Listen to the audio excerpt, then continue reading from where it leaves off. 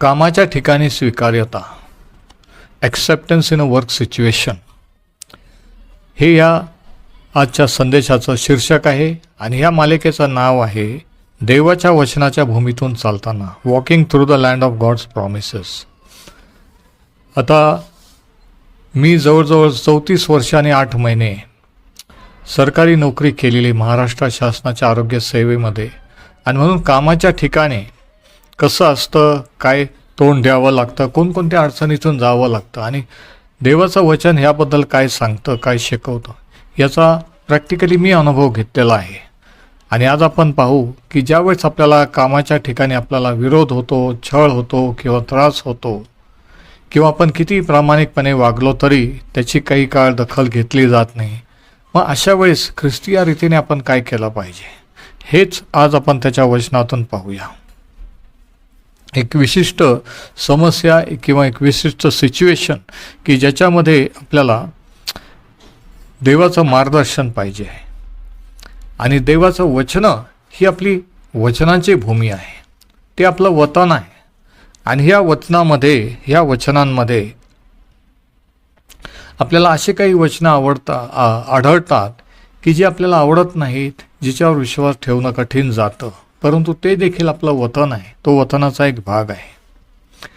आता आपण जे काही कर्मचारी असाल किंवा नोकरी करीत असाल कामाच्या ठिकाणी, अशी परिस्थिती अशी निर्माण होते, अशा अडचणी निर्माण होतात की ज्याच्या वेळेस आपल्याला टेन्शन येतं, ज्यावेळेस आपल्याला वाईट अनुभव येतात. आणि अशा वेळेस आपण विश्वास धरून देवाच्या मार्गात चालत असताना ते कसे फेस करावे, आणि पवित्र शास्त्र याविषयी काही शिकवतं का. आणि मी तुम्हाला सांगतो की देवाचं वचन याविषयी शिकवतं की कामाच्या ठिकाणी आपण कसं वागावं आणि कशा रीतीने ती परिस्थिती हँडल करावी. आणि हे मी माझ्या स्वतःच्या अनुभवावरून तुम्हाला सांगतो. आणि म्हणून पहिलं जे अभिवचन आपण देवाच्या वचनातून पाहणार आहोत ते नेगेटिव्ह आहे, नकारात्मक आहे, परंतु तरी तो आपल्या वतनाचा एक भाग आहे, ते देवाचं वचन आहे. तिमोथेला 2 पत्राचा 3 अध्याय आणि 12 वचन, 2 तिमोथे 3 आणि 12 या ठिकाणी पाऊल तिमोथेला काय लिहितो जरा ऐका. ख्रिस्त येशूमध्ये सुभक्तीने आयुष्यक्रमण करण्याचे पाहतात त्या सर्वांचा छळ होईल. सर्वांचा हा शब्द जरा अंडरलाईन करा. 2 तिमोथे 3 आणि वचन 12. आता हे देवाचं वचन आहे आणि हे काही फार आनंदित करणारं वचन नाही, परंतु आपल्या वचनाच्या भूमीचा किंवा वतनाचा हा एक भाग आहे की ख्रिस्त येशूमध्ये जे सुभक्तीने आयुष्यक्रमण करण्यास पाहतात त्या सर्वांचा छळ होईल. आता लक्षात असू द्या की देवाचे वचनं हे आपला वतन भाग आहे. आणि काही वचनं नाही तर सर्वच वचनं जे आपल्याला पटतात किंवा आवडतात तेच नाही, तर जे आपल्याला पटत नाहीत की आवडत नाहीत ते सुद्धा देवाचं वचन आहे आणि ते आपल्या वतनाचा एक भाग आहे. आणि म्हणून आपण असं म्हणू शकत नाही की हे माझे आवडते वचन आहेत किंवा हे माझे आवडते वचन आहेत आणि ह्याच्यावरच मी विश्वास ठेवतो. सर्व वचनं हे आपल्यासाठी दिलेले आहेत. सर्व वचनं आपला वतनाचा विभाग आहे. आणि देवाने आपल्या आयुष्यातल्या परिस्थितीसाठी, प्रत्येक परिस्थितीसाठी वचन दिलेलं आहे, याची तरतूद करून ठेवलेली आहे. तो आपल्याला समजू शकतो. आणि जरी परिस्थिती आपल्या हाताबाहेर गेलेली असेल तरी ती देवाच्या हाताबाहेर कधी जात नसते. त्याचं परिस्थितीवर आपल्यावर नियंत्रण असतं. आणि जे काही आज मी तुम्हाला सांगणार आहे ते अत्यंत महत्त्वाचं आहे. पौलाने सांगितलं की जर आपण देवाचे आहोत आणि आज्ञापालन करणारं जीवन जगतो तर आपला छळ, विरोध किंवा आपल्याला त्रास होईल, हे स्पष्टपणे शास्त्रात सांगितलेलं आहे. आणि म्हणून जर कोणी सांगत असेल की तुम्ही जर विश्वास ठेवला तर तुम्हाला काही त्रास होणार नाही, सर्व लोक तुमचं कौतुक करतील, असं नसतं. देवाचं वचन यावर स्पष्ट सांगतं. आणि म्हणून पहिल्याने ही सिच्युएशन, ही परिस्थिती हँडल करताना देवाचं वचन, आपण जे कामगार आहोत, कर्मचारी आहोत, आपण काम करतो किंवा बिझनेस करतो, वरिष्ठांच्या हाताखाली काम करतो. तर नवा करार याविषयी काही स्टँडर्ड किंवा काही मूल्य लावून दिलेली आहेत, काही तत्व आहेत की जे आपण ख्रिस्ती विश्वासधारी या नात्याने पाळले पाहिजे. आता इफिसकरास पत्रात लिहिताना पावलाने त्या काळातल्या गुलामांना उद्देशून लिहिलं. त्या काळात गुलामगिरी होती, त्या गुलामांचे मालक होते आणि काही गुलाम ख्रिस्तावर विश्वास ठेवून देवाकडे वळलेले होते, तर काही मालक देवाकडे वळलेले होते. आणि म्हणून तो दोघांना उद्देशून लिहितो की मालकांचं काय कर्तव्य आहे, ख्रिस्ती मालकांचं, आणि ख्रिस्ती गुलामांचं किंवा कामगारांचं काय कर्तव्य आहे. आता ह्या काळामध्ये आपण गुलाम नसून आपण कर्मचारी असं म्हणून हे वचन समजू शकतो की आपले अधिकारी आणि आपण जे कर्मचारी आहोत तर आपलं कर्तव्य काय. जरा ऐका, इफिसकरास पत्राचा 6वा अध्याय आणि वचनं 5 ते 7 या ठिकाणी पाऊल असं लिहितो, दासांनो, आपण ख्रिस्ताचेच आज्ञापालन करत आहोत अशा भावनेने तुम्ही भीत व कापत सरळ अंतकरणाने आपल्या देहदशेतील धन्यांचे आज्ञापालन करत जा. माणसांना खुश करणाऱ्या लोकांसारखे तोंड देखल्या चाकरीने नव्हे, तर देवाची इच्छा मनापासून पूर्ण करणाऱ्या ख्रिस्ताच्या दासासारखे ते करीत जा. ही चाकरी माणसांची नव्हे तर प्रभूची आहे असे मानून ती सद्भावनेने करा. इफिस 6, 5 ते 7. आता ह्या शास्त्रभागात काही गोष्टी सांगितलेल्या आहेत की जे आपलं वर्तन कामाच्या ठिकाणी कसं असलं पाहिजे ख्रिस्ती या नात्याने. आपण एम्प्लॉई असो, कर्मचारी असो, किंवा आपण मालक असो, अधिकारी असो, आपला विश्वास किंवा आपलं वर्तन अशा ठिकाणी कसं असलं पाहिजे. तर या ठिकाणी सांगितलेलं आहे की जे काही काम जे काही आपण करतो ते आपण मनापासून केलं पाहिजे. त्याच्यात कुचराई किंवा त्याच्यात आपण टाळाटाळ नाही केली पाहिजे, प्रामाणिकपणा. आणि दुसरी गोष्ट सांगितलेली आहे की आपले अधिकारी किंवा मालक हे देवाचे प्रतिनिधी आहेत असं समजून देवासाठी आपण काम करत आहोत किंवा सेवा कार्य करत आहोत असं समजून आपण वागलं पाहिजे. म्हणजे प्रत्येक सिच्युएशनमध्ये, प्रत्येक परिस्थितीत, प्रत्येक ठिकाणी आपला दृष्टिकोन किंवा आपला ॲटिट्यूड अधिकारी किंवा जे आपल्यावर नेमलेले आहेत त्यांच्या प्रती कसा असला पाहिजे. त्यांच्या प्रती जसा आहे तसाच देवाच्या प्रती आहे. म्हणजे जर आपण देवाच्या अधीन असू तर आपण इतरांच्या अधीन राहू शकू. जर आपण देवाचा आदर करू तर आपण आपल्या अधिकाऱ्यांचा देखील आदर केला पाहिजे. चिटिंग केली नाही पाहिजे. काही वेळेस लोक कामाच्या ठिकाणी टाळाटाळ करतात, चिटिंग करतात, परंतु ख्रिस्ती या नात्याने हा दृष्टिकोन आपला नसावा. कारण आपण जी सेवा करतो ते त्यांच्यासाठी नाही, माणसांसाठी नाही, तर देवासाठी करत आहोत असं समजून आपण ते काम करावं असं पाऊल त्याच्या पत्रात आपल्याला सांगतो. आणि म्हणून आपला दृष्टिकोन जर देवाविषयी नीट असेल तर आपल्या अधिकारांविषयी नीट राहील. आणि हे एकदा कळल्यानंतर वातावरण कसंही असलं तरी आपण ते फेस करू शकतो. आता दुसरी गोष्ट जी शास्त्रात सांगितलेली आहे, जी कामाच्या ठिकाणी, व्यवसायाच्या ठिकाणी महत्त्वाची असते, ती नीतिसूत्रेच्या 20व्या अध्यायात सांगितलेली आहे. नीतिसूत्रे 20 आणि वचन 6, प्रॉवर्ब्स 26 या ठिकाणी असं लिहिलेलं आहे, दयेचा आव घालणारे बहुत आहेत, पण भरोशाचा मनुष्य कोणास मिळतो. नीतिसूत्रे 20 आणि वचन 6, भरोशाचा मनुष्य कोणास मिळतो. आता हे वचन जवळजवळ 3000 वर्षापूर्वी लिहिलं, परंतु ते आजही लागू आहे.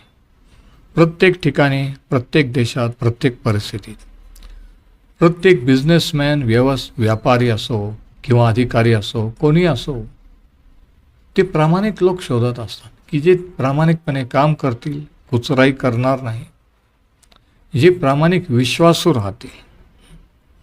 आणि कोणीही आज जे मालक आहेत, अधिकारी आहेत, हे म्हणू शकतात की प्रामाणिक मनुष्य कोणास आढळतो. कारण फारसे लोक आज प्रामाणिक नाही आहेत कामधंद्याच्या ठिकाणी, व्यवसायाच्या ठिकाणी. आपण पाहतो की आजकालच्या समाजामध्ये, कामाच्या ठिकाणी बेशिस्तपणा, बेजबाबदारी हे वाढत चाललेलं आहे. आणि म्हणून भरोश्याचे लोक मिळणं कठीण आहे. परंतु तरी प्रत्येक मालकाची, प्रत्येक अधिकाऱ्याची अपेक्षा असते की माझ्या हाताखालचे लोक विश्वासू असावेत, प्रामाणिक असावेत. आता अशा परिस्थितीत, अशा ठिकाणी आपण असताना काही वेळेस आपला प्रामाणिकपणा किंवा विश्वासूपणा सिद्ध करायला वेळ लागतो. परंतु आपण किती विश्वासू आहोत, प्रामाणिक आहोत, हे कालांतराने नक्कीच दिसून येतं. आणि ज्यावेळेस ते दिसून येतं त्यावेळेस आपल्याला त्याचं प्रतिफळ मिळत असतं. आता आणखी एक वचन बघा, नीतिसूत्रे 28 आणि वचन 20, प्रॉव्हर्ब्स 28:20. या ठिकाणी काय लिहिलंय जरा ऐका.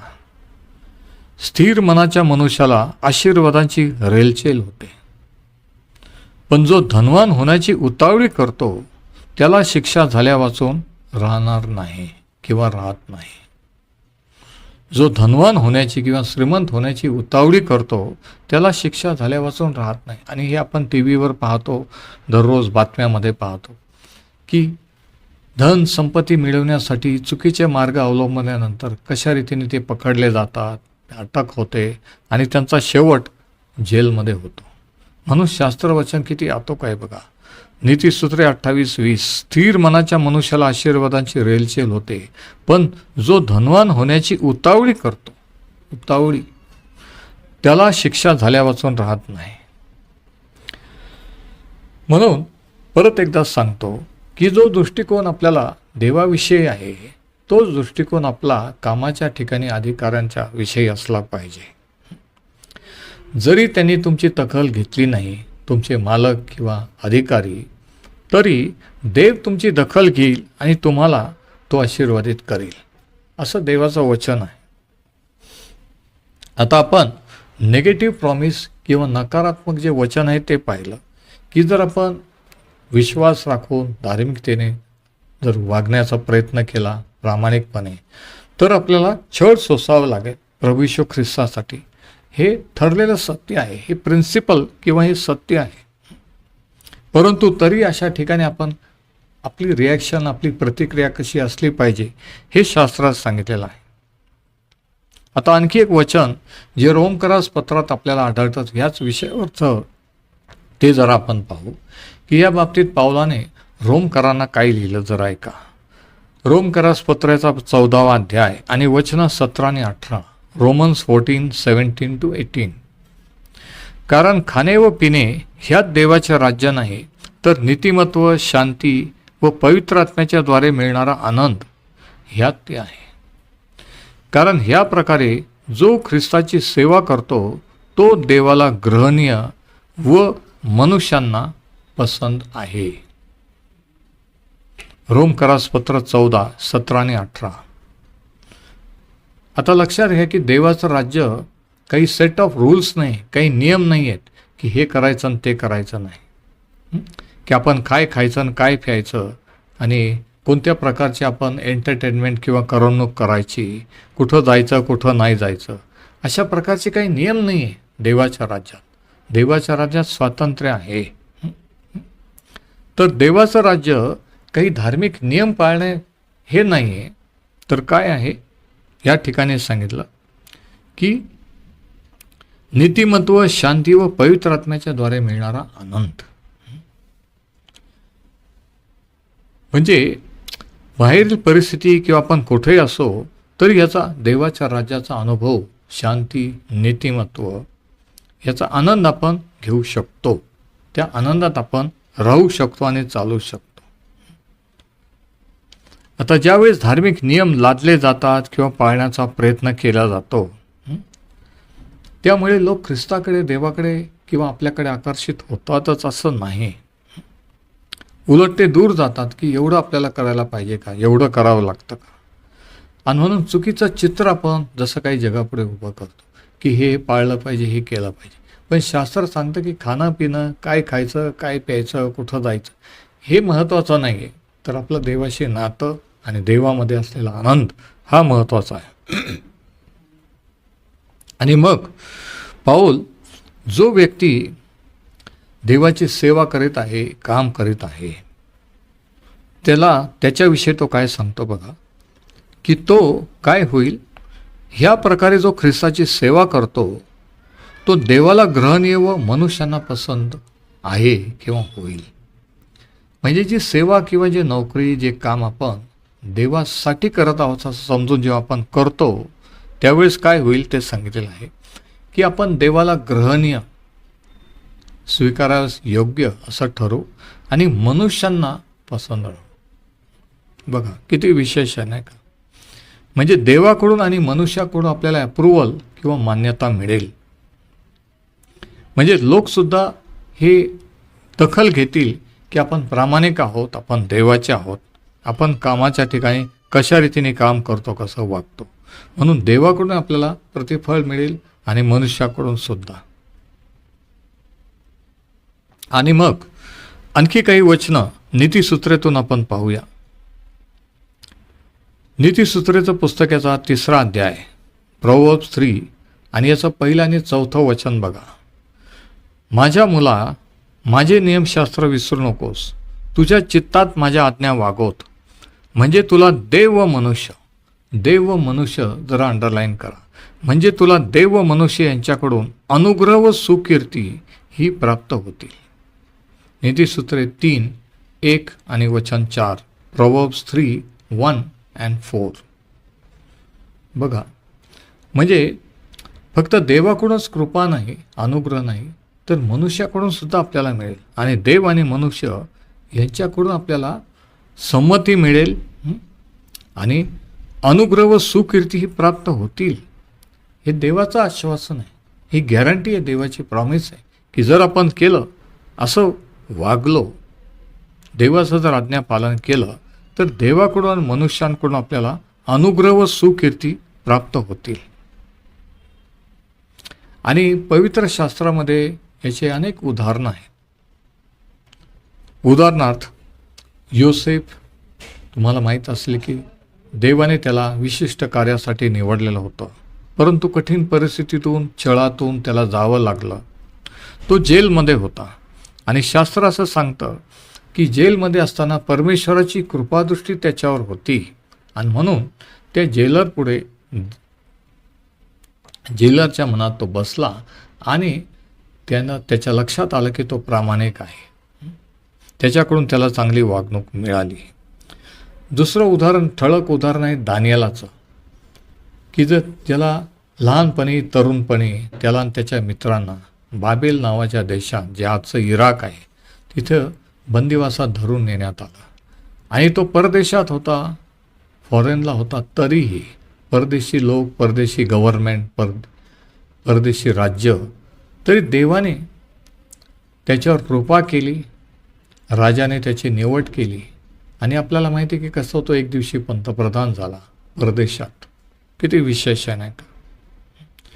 आणि हे का झालं, कारण तो देवाचं आज्ञापालन करणारा होता, देवाला भिवून वागणारा होता.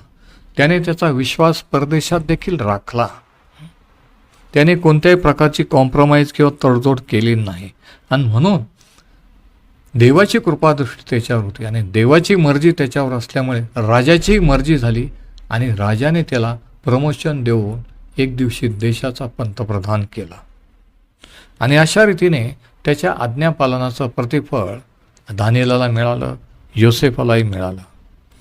म्हणजेच याच्यावरून आपण हे समजतो की आपण देवाच्या मार्गात चालत असताना, आज्ञापालन करत असताना, कोणत्याही देशात असो, कोणत्याही ठिकाणी असो, कोणत्याही लोकांमध्ये असो, देव परमेश्वर आपल्याला त्याची कृपा किंवा त्याची मर्जी देईल आणि सुकीर्ती ही आपल्याला प्राप्त होईल.